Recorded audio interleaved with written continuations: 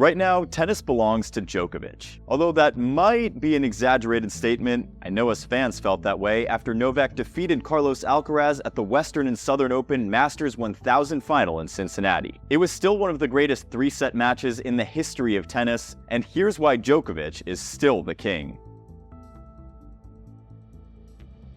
Having skipped the Canadian Open in order to stay fresh for the rest of the hardcourt season, Djokovic entered Cincinnati with a lot of doubts on his reign over the younger generation. Alcaraz had upset the 36-year-old at Wimbledon, and many fans thought that this was the beginning of the end for Djokovic, but he showed that he still had the it factor in Cincinnati. Having returned to the United States for the first time since 2021, Djokovic met Davidovich-Fokina in his first match, which lasted only 46 minutes. After Nole claimed the first set, Davidovich-Fokina injured his lower back and retired at the beginning of the second set. In the round of 16, Djokovic faced fellow 36-year-old veteran Gael Monfils and extended his head-to-head record to 19-0 over the Frenchman, beating him 6-3, 6-2. It was a pretty straightforward win in a match that lasted just 69 minutes. Things looked to get interesting after Djokovic set up a quarterfinal clash with Taylor Fritz. But things didn't go in Fritz's favor. The Serbian bageled Fritz in the first set that lasted just 21 minutes. Fritz then put some pep in his step by breaking Djokovic in the opening game of the second set, but ultimately lost 6-4 after Nole broke him twice. The Joker then faced 2021 Cincy champion Alexander Zverev in the semis. A horror ankle injury ended Zverev's 2022 campaign prematurely at the French Open, and it had been a long road to recovery for the German. Now, back in form and playing good tennis, Zverev dragged Novak into a baseline slugfest in a match that lasted a little over 2 hours, but Nole ultimately prevailed 7-6,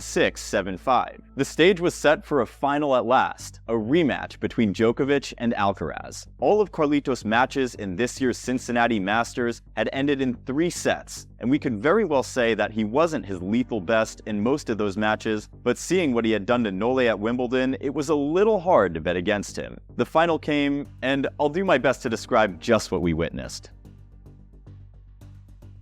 In the first set, Alcaraz uses a wide serve on the deuce court and a kick serve wide on the ad court. This allows him to stretch Novak and open up the court early on. He then tries to impose his game on Novak with a blend of power and finesse. The Serbian, on the other hand, is content with containing Alcaraz using his trademark depth and direction change. Djokovic then leads by a break at 4-2, but gets broken immediately and later on to lose the first set 5-7. Alcaraz, now up a set, gets a break in the second, but gets broken himself and dragged into a tiebreak. I kind of feel like Alcaraz got a little sloppy and maybe felt a little too comfortable after getting the break. Anyway, he then holds a match point at 5-6, but Novak saves it thanks to a big serve +1 combo. Alcaraz ultimately loses the second set thanks to a clinical display from Novak. After clinching the second set, the Serbian reminds everyone that he isn't done yet, although he would only show it with a little shake of his racket. Novak then leads by a break, but gets broken while serving for the title, as Carlos saves a total of 12 break points in the third set and multiple match points. They go into a tiebreak, and Novak finally clinches it 5-7, 7-6, 7-6. After 3 hours and 49 minutes in what's now become the longest three-set final in the history of the ATP. Remember that he also won the longest Grand Slam final back in 2012 at the Australian Open against Rafael Nadal. That match lasted 5 hours and 53 minutes. In terms of quality, I'd say it was pretty high, but with the temp being at about 100 degrees, both players occasionally saw slumps in their quality during the final. They both looked exhausted at different points in the match. Djokovic was at risk of suffering from heat stroke, while Carlitos battled with cramps in the third. On a side note, what are your thoughts about having a medical timeout for heat stroke? I saw some fans argue about the fact that heat strokes, just like cramps, shouldn't be given medical timeouts since they're also reflective of your conditioning and training. Personally, I feel like heat stroke is more of a serious threat to a player's health than cramps, and it deserves at least one medical timeout. One of the things I noticed about the match was that the importance of every point seemed suddenly magnified. Every moment seemed to lead to yet another big moment, which was keeping the fans very entertained. Seeing Novak collapse on the ground and then give a loud roar, ripping off his shirt like he had just won a Grand Slam title tells you just how much this win meant to him. The heartfelt speeches, the shared laughters, and the tears that came after Novak claimed his 4th title of the year and 95th overall were special. But just how significant is Djokovic's Cincinnati win?